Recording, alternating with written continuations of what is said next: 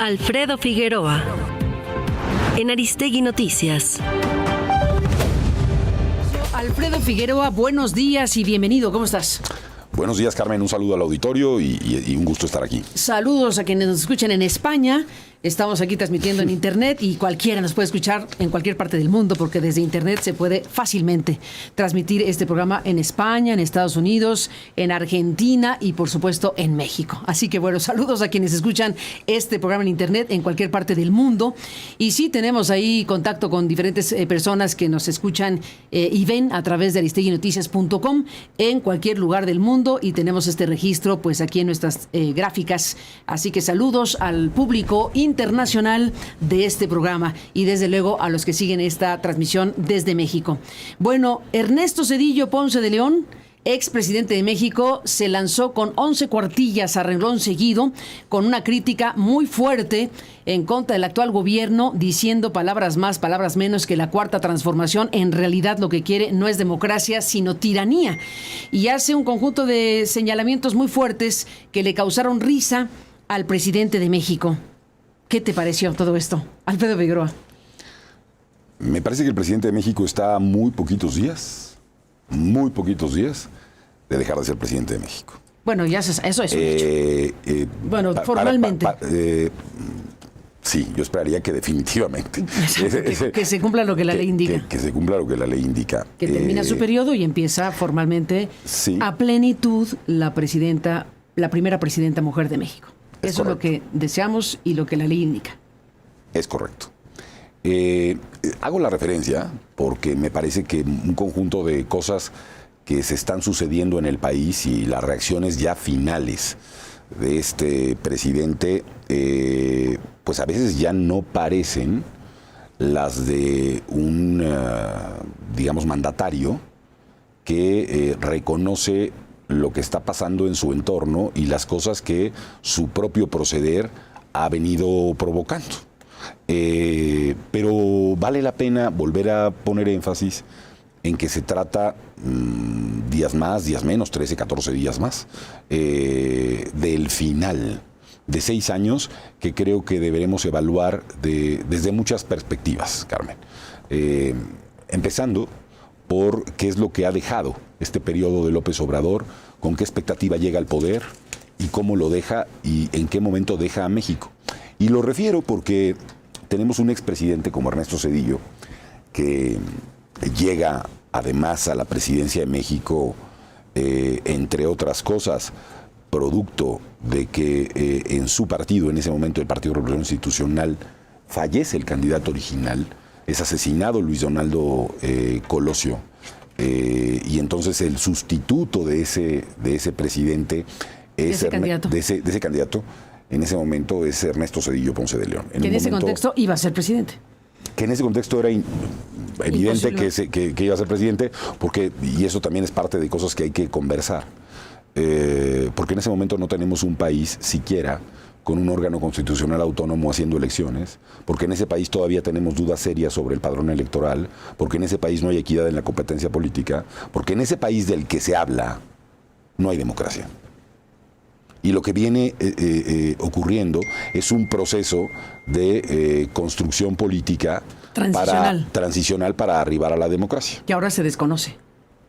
Bueno, y que además... Sí, es increíble, ¿no? Los beneficiarios de esa transición ahora la desconocen, empezando por AMLO. La desconocen. De no creerse, ¿no? Exacto, pero se advierten como comparaciones que provocan a la risa, ¿no? ¿También te causó risa? Sí. A mí me provoca risa que se plantee que el México de los 90s, en términos de su funcionamiento legislativo, aún sin digamos, todos los elementos de la transición, quiera ser comparado con el México del presente, cuando hay hoy un conjunto de modificaciones, como si no hubiera pasado 30 nada años después. En 30 años, ¿no? Y advierto cómo se dice, pero imaginen cómo era el Congreso en 1970. Y nos ponen la lista de gente que ganaba en el PRI el Congreso en 1970. Pues si de eso venimos, es el tema, pues ¿no? Sí, pues si justo se venía de ahí. De ahí se quería salir, claro. Claro, pero un poco me llama la atención que se reclame a un México que era transicional o autoritario rasgos democráticos que no tenía. Y aquí aparece ese personaje que es Ernesto Zedillo, que ciertamente durante muchos años ha sido, yo diría, digamos, desde todos los presidentes vivos que tenemos y tal, uno de aquellos que ha tenido una posición, yo diría, más discreta desde el punto de vista público, para no hablar, y asimismo inicia su propio mensaje, diciendo que esta regla de autocensura que se ha impuesto para hablar de sí, pero también para comentar la política mexicana, es una regla que excepcionalmente romperá en este momento. Y entonces, y que esta regla se rompe esencialmente para responder a la lógica a partir de la cual él hace una propuesta e hizo una propuesta en su momento para modificar el poder judicial del país. Que ha sido un referente en 1994, que ha sido un referente permanente a partir de la nueva reforma judicial que se pretende instaurar en México, que ya se ha publicado y que se encuentra en litigios en la Corte, en la Suprema Corte de Justicia y en otros juzgados de distrito en el país. Entonces, me parece muy interesante el silencio de López Obrador o su risa, pero en realidad el silencio en relación a muchos de los elementos que plantea Zedillo. Bueno, solo se ríe del asunto, pero no entra en la materia. Sí, yo lo veo, es decir, la risa me parece un silencio, una manera de no hablar de aquello que es Zedillo, incluso de aquello que es Zedillo en la vida de López Obrador. A ver, ¿te refieres a aquellos paquetes que llevan al Zócalo?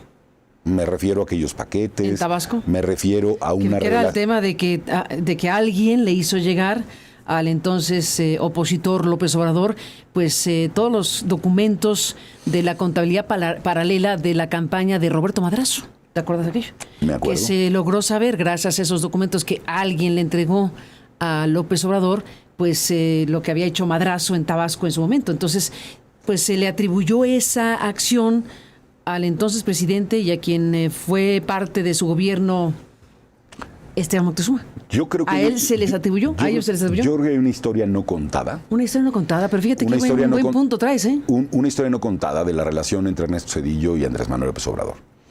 El periodo previo, el periodo de Salinas de Gortari, es un periodo típico en donde, si tú recuerdas los medios, que lo recuerdas, por supuesto, ya estabas ejerciendo el periodismo. Era el periodo de la concertación, se decía, exacto, entre el PAN y el gobierno. Y el PAN, en el periodo, en el 88, entre el 88 y 94, empieza, yo recuerdo, se gana la primera gubernatura, la oposición gana la primera gubernatura entonces, con Ernesto Rufo Appel. Baja California. Es correcto. Panista. Panista. El primer gobernador de oposición del PAN. El primer gobernador que no era del PRI. Y el entonces apenas naciente PRD, que se está conformando a partir de 1990, anunciaba y acusaba de un conjunto de concertaciones entre el PRI y el PAN. Si el PRIAN nació en alguna ocasión, habrá nacido seguramente en el periodo de Salinas de Gortari, conceptualmente. Exacto. Y estaba el PRD, que además efectivamente sufre del asesinato de buena parte de muchos militantes, sí, sí, y de presiones de muchos tipos. Pero va a llegar al poder un tabasqueño que hoy preside el país. Se llama Andrés Manuel López Obrador en el periodo de Ernesto Zedillo. Y una de las cosas menos contadas es cómo Andrés Manuel López Obrador, de un partido constituido a partir de un caudillaje, como era el de Cuauhtémoc Cárdenas en un cierto sentido, el PRD se construye no solo de fuerzas políticas de izquierda, sino también, me parece, del liderazgo político de Cuauhtémoc Cárdenas. La sustitución, en ese proceso de sustitución, en donde López Obrador llega al partido y va a terminar siendo el candidato primero a presidente del partido y luego termina siendo el jefe de gobierno de la Ciudad de México, en ese periodo, 94-2000, aparece una relación que a mí me parece que ha perdurado a lo largo del tiempo, que no fue calificada como concertación, ni que fue calificada tampoco como una cosa ilegal, etcétera, Pero si revisamos el periodo y revisamos quiénes son los triunfadores de elecciones locales y cuando el PRD empieza a ganar elecciones, encontraremos que el periodo de Ernesto Zedillo es el periodo, y de Andrés Manuel López Obrador como el nuevo liderazgo del partido y dirigente en sustitución, en este proceso de sustitución entre Cuauhtémoc Cárdenas y López Obrador, adquiere o posibilita una relación de interlocución permanente con el gobierno de Zedillo.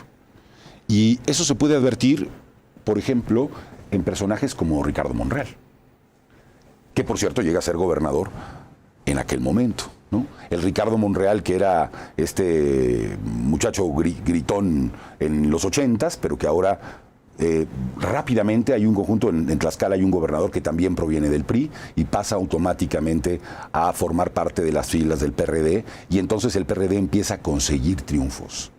Bueno, si hay un periodo de concertación entre el PRD y el PRI, es el periodo en donde López Obrador se encuentra en el poder político de su partido en ese momento. Si hay un participante, que fue desde luego Porfirio Muñoz Ledo, el propio Cuauhtémoc, etcétera, pero si hay alguien que cierra, por cierto, los acuerdos a partir de los cuales se nombra el Consejo General del primer IFE autónomo, y eso está publicado aquí, por cierto, en Aristegui Noticias, en un artículo que se llama Felipe y Andrés, es el propio López Obrador. Entonces, la salida pública, bueno, ya se ha dicho, se está comentando en las redes, los vínculos con gentes como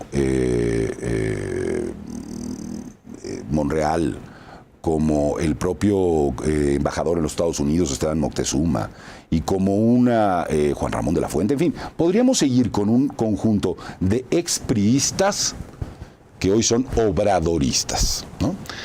Hago este paréntesis, esta parte de la historia, porque creo que no se ha contado muy bien, ni se ha contado, no sé si solo muy bien, con suficiencia, cuál es y cuál fue la relación entre Ernesto Zedillo, ¿no?, y el presidente de la República. Si vemos el propio relato de López Obrador a partir de su historia, hay perversos en su historia, ¿no? Siempre hay estos personajes, siempre hay la némesis, ¿no? El malo que se construye, el García Luna que se construye, el Salinas que se construye, el Calderón que se construye.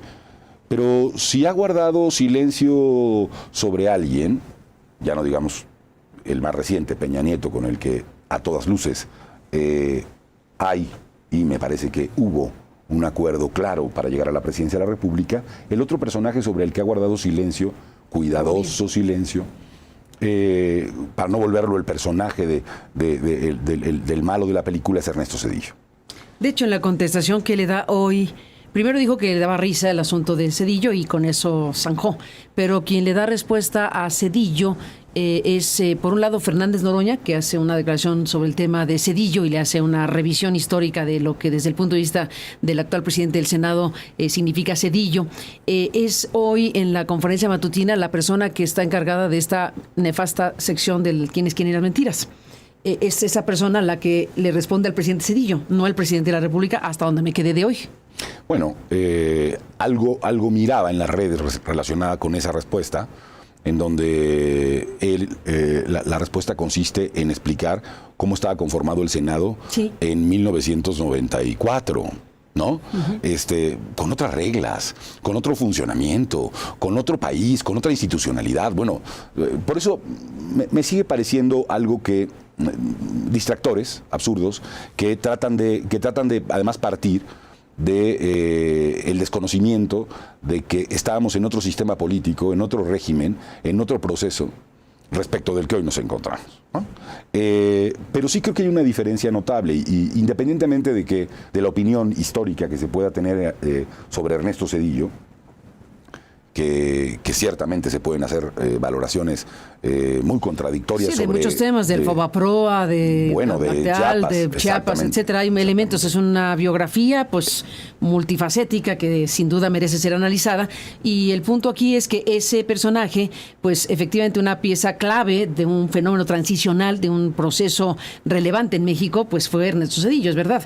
Estamos hablando de ese periodo de la historia que venía de ese impacto brutal de un magnicidio, de un asesinato, de una sacudida al PRI y al sistema con el asesinato de Luis Donaldo Colosio, y al final, bueno, lo que vino en los años posteriores efectivamente fue la construcción de un conjunto de cosas que duraron 30 años en construirse, incluyendo instituciones que hemos identificado, y yo creo que hay que decirlo en voz alta, como las piezas clave de una transición que ha intentado la vida democrática, es decir, una autonomía constitucional de la autoridad electoral, literalmente quitarle el control del al gobierno, quitarle al gobierno el control y la organización de las elecciones. Vino este proceso de ciudadanización. Tú eres parte de ese proceso en la medida que fuiste autoridad electoral en su momento, pero bueno, vienes hablando de un punto de quiebre para México que detonó un proceso que ya venía con algunos antecedentes, como lo acabas de explicar, pero que en este caso permitió, no gracias a alguien en particular, ni a Zedillo en lo específico, sino un conjunto de factores sociales y políticos que permitieron la autonomía de la autoridad electoral, la creación de un instituto de transparencia que se vino con Fox en el 2000. Tampoco podemos decir, es que Fox se inventó el INAI. No. Hubo un proceso de 25 años atrás hasta que se logró que México tuviera un órgano de acceso a la información y transparencia que ahora quieren aniquilar, y otra serie de cuestiones que están hoy en riesgo. Ese es el tema hoy. Estamos hablando de un conjunto de reformas que pretenden aniquilar lo que se construyó desde la perspectiva transicional mexicana. Desde luego, y creo que Zedillo juega un papel preponderante en ese periodo, en relación a las dos cosas que plantea en su conferencia, en realidad en este texto de como ya decías, de 11 páginas, largo, que trata de, entre otras cosas, describir por qué era fundamental, en su opinión, construir una reforma judicial que, ojo, entre otros elementos, lo que perseguía era quitarle poder al presidente de la República. Pues sí, decapitó a la Corte. Un poco el planteamiento se decapitó a la Corte, se hizo esa reforma para quitarle esa subordinación de la Corte a el presidente.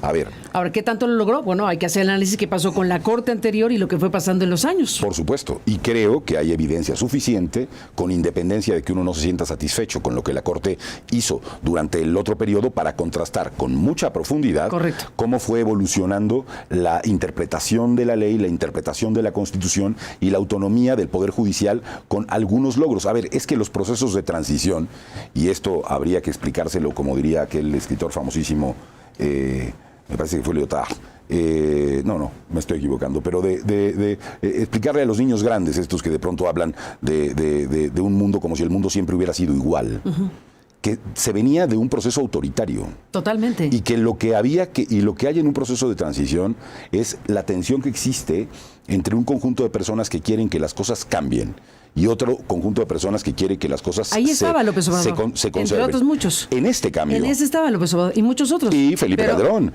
Y muchos otros. Y el presidente, con luces y sombras, pero muchos otros. Y el presidente Zedillo admite desde el primer momento de su mandato que efectivamente las cosas tienen que finalmente cambiar. Y cambiar al grado, no al estilo del gatopardismo, ¿no? De que todo cambie para que todo siga igual, sino a lo que va a representar que pierda la mayoría en la Cámara de Diputados en 1997, que por primera vez se pueda votar. Mayoría calificada, la perdió por primera vez en la historia, y fue muy tenso aquello, me acuerdo perfectamente. La instalación de la Cámara, Carmen, fue un proceso tensísimo, que se puede describir minuto a minuto, con camiones afuera, con el intento de cambiar la sede de la Cámara de Diputados. Se resistía al régimen, se resistía al sistema. Por supuesto. Pero se logró. Con la respuesta que entonces da Porfirio Muñoz Ledo. Increíblemente fuerte. En aquella ocasión. Magistral. Profanando la televisión nacional, profanando las formas que ocurrían. Pero entonces también ocurre algo fantástico para entonces, que es el hecho de que por primera vez los capitalinos puedan votar para elegir a su jefe de gobierno, a sus delegados, y llegamos a una posibilidad de la construcción de un derecho. Y en el 2000, Carmen... En 97. Y en derecho 2000... que le recuerda hoy Zedillo a AMLO y a Sheinbaum, porque sin esa reforma no habrían sido jefes de gobierno, dice Zedillo. Sin duda. Es decir, no toda esa reforma es producto de Zedillo, desde luego. No. Pero no Es un puede factor uno tampoco, porque me parecería injusto, no reconocer que Zedillo estuvo dispuesto a atender al grupo que quería el cambio en relación a lo que estaba ocurriendo en el país. Tan es así que no es ningún héroe del priismo. No, yo creo que el PRI lo detesta porque fue por el contrario, la se le sana considera distancia y fue el que dio el exactamente paso para que no se resistió en absoluto para darle poder a Vicente Fox. O sea, Zedillo no creo que sea muy simpático para el PRI. La transición o el modelo de transición, con todos sus bemoles, con todos sus errores y con muchos aspectos que hay que rediscutir y replantear y con muchas traiciones al interior del propio modelo de transición. Pienso en Fox, por ejemplo, y pienso en el propio Andrés Manuel, y pienso en Felipe Calderón. Con todo eso, la transición mexicana constituyó un modelo en donde pudiese por primera vez irse a las urnas y tratar de contar bien los votos, donde la Corte empezase a tener rasgos de autonomía frente a los otros poderes. Claro, se trató siempre de reformas de carácter federal. Se le dio también en aquella época, por cierto, nuevas atribuciones a los municipios para que pudieran tener gobiernos. En fin, hay un trabajo constitucional pergeñando un modelo de país en un proceso de transición que después es traicionado por los propios actores, digamos, políticos, a la hora de ejercer el poder, porque uno no se podría imaginar jamás que después de llegar al poder, gentes como Vicente Fox o ahora, gentes como López Obrador, lo que quieran es instaurar, sobre todo en el caso de López Obrador, un régimen de corte hegemónico y autoritario en el país. Uno no podía imaginar en aquel diciembre de 96 que lo que sucedería todos estos años después. Que esta integridad de la clase política mexicana desde el punto de vista de los proyectos y de los acuerdos y de los consensos de país construidos desde la lucha ciudadana partidista, pero también desde el autoritarismo, iban a romperse como se fueron rompiendo en distintos sentidos a lo largo de la historia de México. Por eso me llama mucho la atención que Zedillo alce la voz, una voz que no se había escuchado digamos, públicamente en México, en medios de comunicación, con esta sonoridad en mucho tiempo, para hacer una suerte a propósito de la independencia, de tocado de campana, ¿no? De decir, de alertar y de decir, lo que está pasando en México es un asunto que tiene que ser atendido con una extraordinaria gravedad, con una extraordinaria atención, porque esta reforma, piensa Zedillo y piensan muchas personas en México, no es una reforma para perfeccionar el Poder Judicial, sino para que el Poder Judicial del país pase a manos y sea controlado por un grupo político que llevará tanto a la presidencia de la República como un rancho de Palenque, en donde podrían estarse determinando quiénes serán los jueces de este país, las jueces, las juezas, las magistradas, los magistrados, los ministros y las ministras, Carmen. Me llama la atención la decisión de este expresidente de la República, pero su propia presencia pública en este momento me parece un signo de alarma, un signo que tendríamos que tomar en consideración con autonomía de hacer los juicios que se quieran sobre el personaje, porque bueno, ya sabemos cuál va a ser la historia. La historia va a ser empezar a buscar elementos que impidan que tenga ningún grado de credibilidad una voz, ¿no? Con buenas o con malas razones. Pero ese es el tipo de construcción a la que nos pretende llevar, digamos, el oficialismo hoy. Que cuando lo salen a advierte en su sumario, ¿no? Lo advierte el propio Zedillo. Bueno, es que parece una fórmula... ya conocida. Conocidísima. Es el sello del sexenio. El sello del sexenio es... desacreditar al crítico, demoler al de enfrente, encontrar una manera para que una voz disidente no sea escuchada o sea simplemente pues invalidada desde una maquinaria que busca destruir la opinión del otro. El sello del sexenio es el espejo de la madrastra de Blancanieves, ¿no? Es decir, nada que no diga que soy el más hermoso, nada que no diga que soy el mejor presidente de la historia, nada que no diga que es un honor, es digno de ser escuchado. Ningún argumento que ponga en cuestión las condiciones reales a partir de las que se ha ejercido el poder es digno de ningún tipo de reconocimiento racional. Ese espejito es el sello de un señor que gobierna desde hace 6 años el país. Gracias, Alfredo Figueroa, por estar aquí. Buenos días. Alfredo Figueroa. En Aristegui Noticias.